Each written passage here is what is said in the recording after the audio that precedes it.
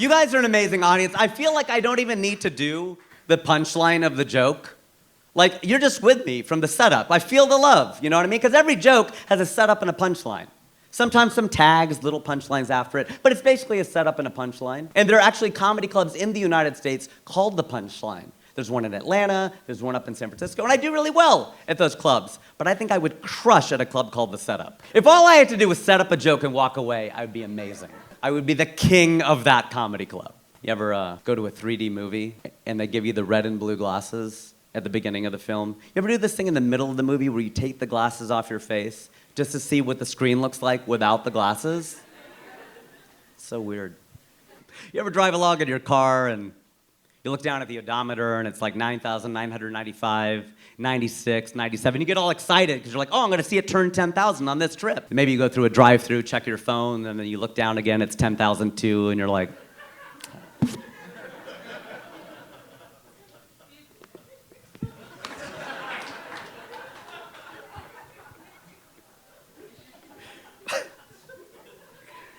So stupid.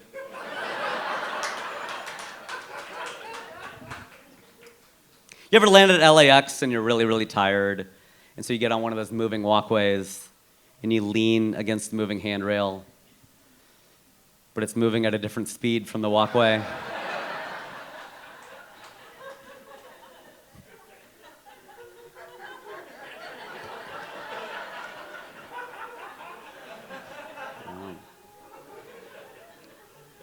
You ever sit on your couch at home and you're texting somebody and you're watching TV and you text a word and they say the same word on TV that you just texted and you're like, oh!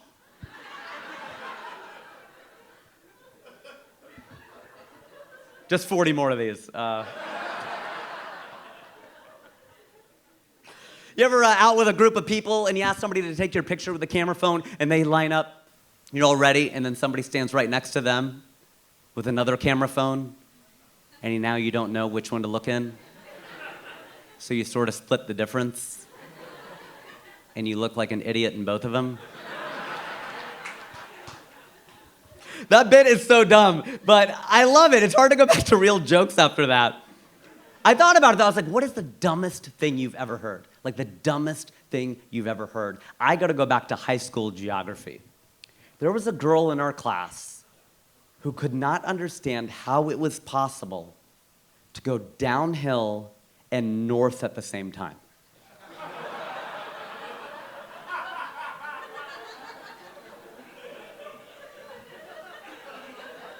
We got out a map, and she's like, but that's down. We're like, Becky, her name was Becky. That's south. It's a 2D representation of a 3D concept. We're getting out globes and compasses, and she just doesn't get it, bless her heart. But if I gotta be honest, I can feel pretty stupid too. You know what does it to me? In LA especially? Parking signs. Did anybody park out here tonight? Oh my gosh. I came here for a rehearsal on Sunday, and I pulled up with my car, and it's just so confusing, and there's so much pressure because of the traffic, you just lose 50 IQ points. You just can't read. You pull up with your car, and you're like,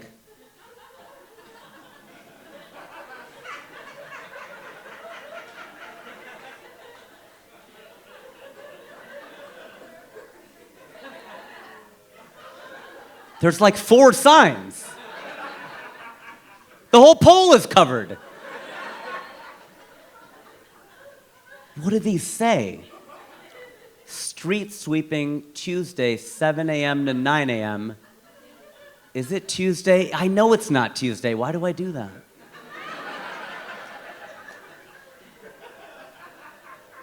Two-hour parking except Sunday. Does that mean I can park for 2 hours on Sunday?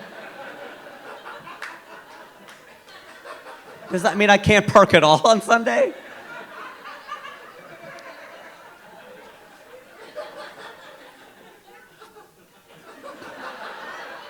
Parking till 12 a.m. Sunday. Is that tonight? That was last night, right? Oh, it's a permit zone. You get all the way to the bottom. Doesn't even apply to you.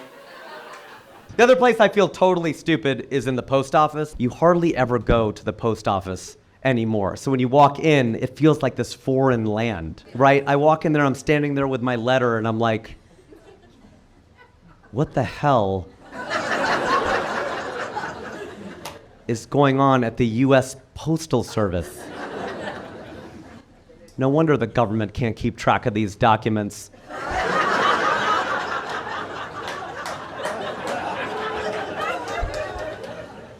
Metered mail, stamped mail.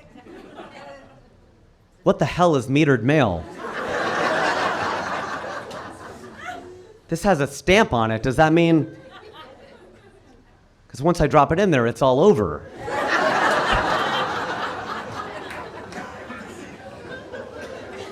16 ounces or less. Should that be fewer?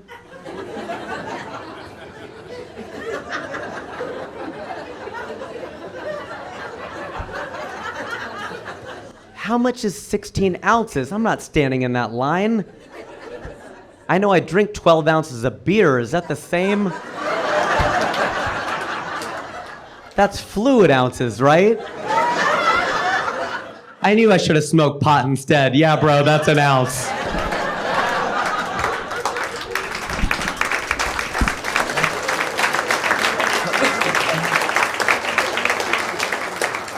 Sometimes I wish I would have smoked pot, because I think I would have been one of those one-liner stoner comedians. Because those one-liner stoner comics crack me up. I love that stuff. Especially when they say things like, shoot for the moon. That way, if you miss, at least you'll land amongst the stars. Whenever people say that to me, I think, wow, this person does not understand astronomy. I'm thinking about getting one of those Jesus is my co-pilot bumper stickers, just so I can use the carpool lane. If you're a smartass, do you have a wisecrack?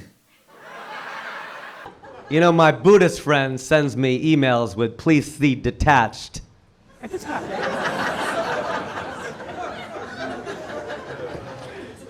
I went to an Amish wedding and they all did the acoustic slide. The other day I was on a Zoom and everybody put their names and pronouns like he, him, and she, her. I changed my entire name to Michael Jackson. Just so I could be. I just found out that was a meme. I'm like, I don't know if I should be proud or ashamed. I don't know. I loved Michael Jackson, man. I grew up on Michael Jackson. Yes. It wasn't just the little boys. He touched us all. And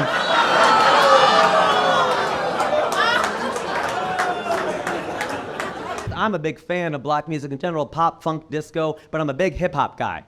And hip-hop has a different tradition. It came out like the blues. It was oppressed music in the 80s, and that was a very, very different thing until 1992, when Biggie Smalls dropped the lyric, birthdays was the worst days, now we sip champagne when we thirsty. That's Biggie right there, and suddenly hip-hop became celebration music. And I love that. I love progress. The only thing I'm going to say right now is that if AI, artificial intelligence, is getting its information about the American people from American music, it's going to think black people have everything and white people ain't got nothing. If you put on a black song, a hip-hop spot, they talk about what they have. I got my ride, got my shorty, got my drink, got my two-step. You put on a white song, a country track, they talk about what they don't have. I lost my house, I lost my car, I lost my girl, I lost my dog. AI is gonna be like, please share something with these poor, broke white people. I love country music. I actually love country music, as long as it's America. I love country music. I really do, I do. Because they do everything themselves. They're singer-songwriters. You don't really refer to country as singer-songwriter music. You think of like Jack Johnson or John Mayer, but it is. It's singer-songwriter music where they do everything themselves, which is ironic. Because hip-hop is about big upping yourself, right? I don't need anybody. I did this alone. Now let me give a shout out to the 20 homies who helped me make this track. Right, it's like you've been on this plane before where the pilot comes on, they're like, this is your captain speaking, this is a Delta flight in partnership with United, operated by American Airlines, in partnership with Southwest. Who's flying the plane? This is why I love Nelly. Does anyone remember Nelly? Oh, State Lunatics, I love Nelly. Because he was like a narrator. He would always tell you where he was. You always knew what he was wearing. Vocal tank top on at this point. He would tell you exactly where he was. Get off the freeway, exit 106, and parked it. Why is he giving us the exit number? Are we supposed to meet him there? Should we be writing this down? He told you about the kind of females he was into. She could be 18 with an attitude, 19 got a snotty acting real rude. Whoa, Nelly! What a range of ages and dispositions. She could be 18 or 19 with an attitude or kind of snotty and real rude. That sounds like that could be the same woman. You're in the club later tonight, it's her 19th birthday. Before midnight, she's 18 with an attitude. After it, she's 19, got a snotty acting real rude. Expand your horizons, Nelly. That's why I love Jay-Z. Oh, Jay, man, he's the king. I love Jay-Z. I love that track he had with, rest in peace, DMX. Remember that? Remember that track he had called Money, Cash, Hoes? Money, cash, hoes. They were talking about the 3 things they wanted out of life. Money, cash, hoes. I love that song. But these are not the 2 gentlemen with whom you want to find a genie's lamp.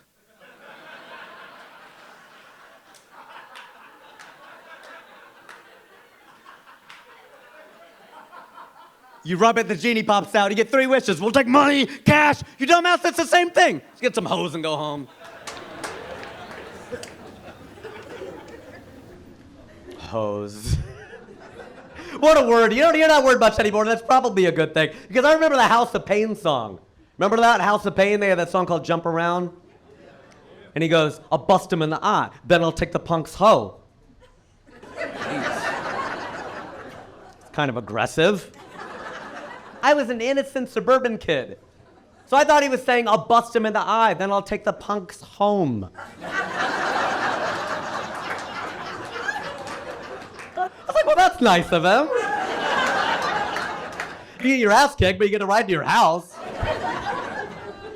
So I was telling you about how I moved from Cincinnati to LA. That whole thing was a tangent, because I'm a tangent. 2006. I moved to Los Angeles, and I am single. Because I'm a professional comedian. Ain't nobody dating you in this town. If you're broke, man, it's tough. In LA, dating is hard.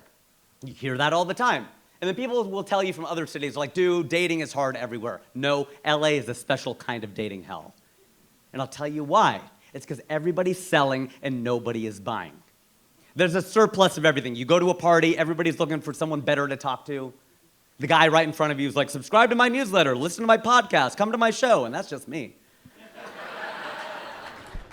I ended up getting really good at talking to women at bars. I spent a lot of time talking to women at bars, and all my male friends, all my man friends are always like, why are you always talking to women at bars? I go, because they're my height. The thing, all my guy friends are 6 feet tall. I got tired of doing this all the time.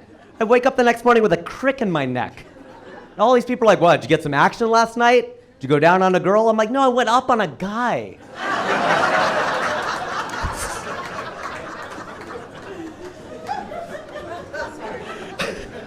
I actually went on to date every race of woman, and I think that's important to do in America, because this is the United States. It's diverse, it's the home of McDonald's, Happy Meals, collect the whole set. Get out there and date, man. You could do that here because that is unique about America. It's true. There are over 200 countries. Most of them have no diverse cities at all. None. And some of them have 1. France has Paris. Some of them have 2. Spain has Madrid and Barcelona. The United States has like 10 of them. LA and San Francisco and Miami and New York and Cincinnati, Ohio. Get out there and date, man. Sample, that's the thing. That's what you should do. Because I told a friend of mine that. I go, that is my pet peeve. I don't like areas of land that have all one kind of people. And he goes, so you hate countries? I'm like, that's right. I hate countries and I love mixed people. I love mixed people because they're so hot. It's true, right? And a friend of mine tried to get in on that recently. She goes, oh, I'm mixed. My mom's from Pakistan. My dad's from India. That's not mixed. That's just the British getting pissed off and dividing our country in parts. Can't use that to book more commercials. People are like, oh, my mom's from Vermont, my dad's from New Hampshire, I'm mixed. No, you're super white. That's not a thing. But some of my friends are very specific and very particular about the kind of women they say they date. They say they date only black women, they date only brown women, they date only white women. To me, ladies, you're all beautiful. I mean, the pretty ones. Well, some people say that's mean. I'm like, okay, first of all, I'm kidding. Second of all, I don't make the rules. No, I'm not a chauvinist, but when I go to strip clubs, I don't give the girls dollar bills. I toss them Susan B. Anthony coins for the irony.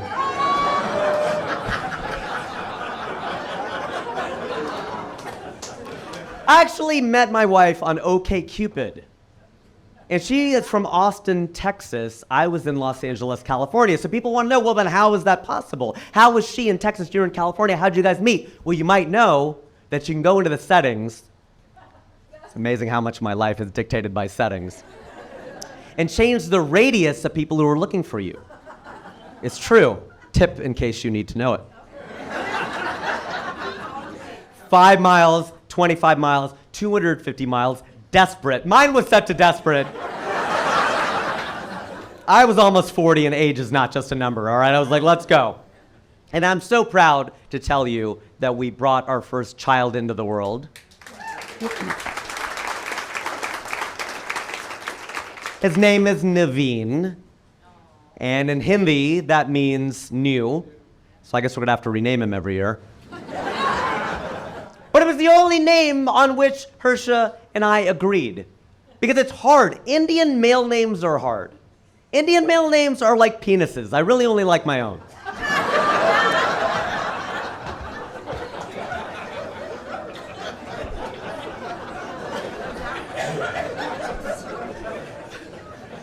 So Naveen was born in Los Angeles. Well, he was reborn in Los Angeles.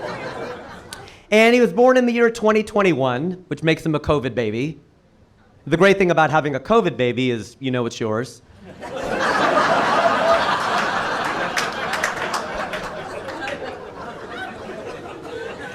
Although we had a lot of Amazon deliveries, so who knows? What can Brown do for you? Maybe we found out. I don't know. Because this was during the pandy, the Peej, the pandy, I love my abbreviations. During the pandy, we did our birth classes online. And because we were in there with a bunch of other parents, we learned how stupid the questions are. And it makes you worry about the future of this country. Or the present, because these people are already here having kids. Okay? Somebody asked, they were like, look, this was during the pandemic, okay? So you were allowed only one visitor in the room. Everybody got it? One visitor in the room. It's during the pandemic. They have to be safe. It's California, all that stuff. One visitor in the room. So then people started asking, well, can anyone else come in? No, one person. It kind of helped us out because all 4 grandparents came to stay with us for a short Indian visit of 3 months.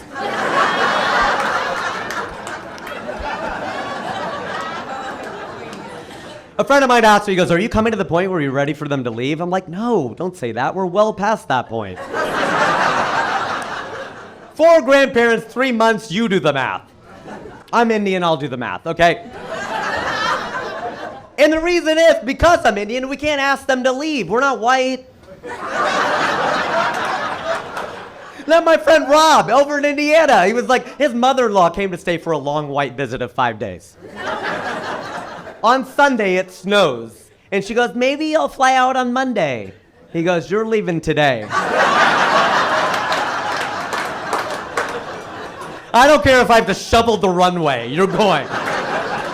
Try saying that to an Indian mother-in-law and see how long you live. So kind of help me out, because God forbid they'd allow 2 visitors in the room. Which grandparent was going to go? That was a reality show I did not want to watch.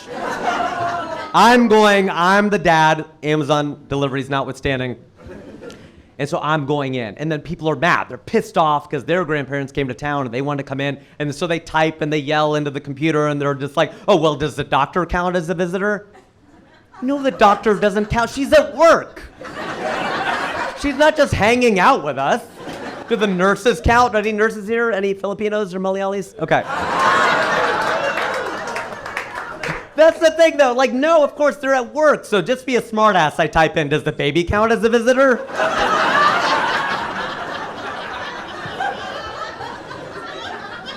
Could you imagine that? Bit Naveen pops out. Sorry, buddy, you gotta go. One at a time. Oh my gosh. And then somebody asks a question that I will never get over as long as I live. This guy goes, when do we use the for? Like, what? When do we use the for? And we're as confused as you are right now. When do we use the for? And we finally catch up in the materials and we realize he means, when do we use the IV?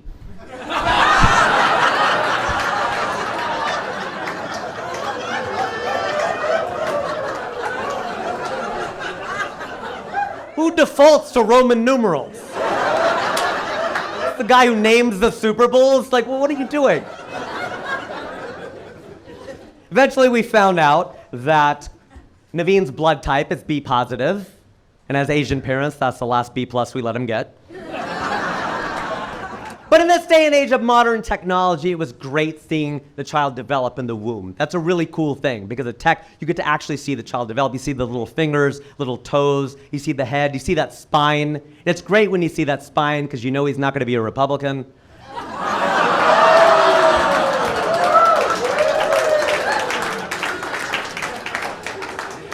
Oh, he sleeps a lot too, so he's like Joe Biden. Okay, all right, I could be bipartisan.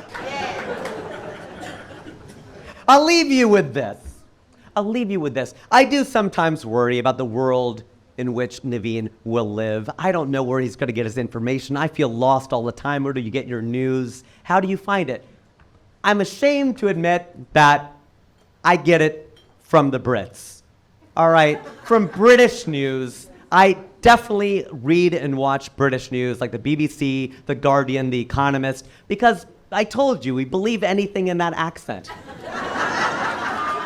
And the thing is, the reality of it is, I don't feel that bad going outside to find out what's going on inside, because it's like when my wife and I go to a party. We're standing around in a circle. You ever do this with your spouse, and a stranger asks your spouse a question? Somebody will ask my wife a question, and whatever my wife says is something I've never heard her say before. I'm like, is that what's going on with her? Who knew? I think the reality is Barack Obama wanted to believe that we live in a post-racial world, right? And the thing is, I listen to Obama a lot because he's half black and half white. I'm neither black nor white. We have that in common. But remember, he would always use that phrase, let me be clear. He'd say that all the time. Let me be clear. Let me be clear. Let me be clear. Let me be clear. And after all these years, I finally figured out what he meant. I think in this racial world, he's just tired of being a color.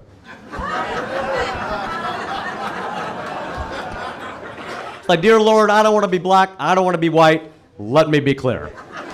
And I got to clear out. You guys have been a lot of fun. Oh, my God.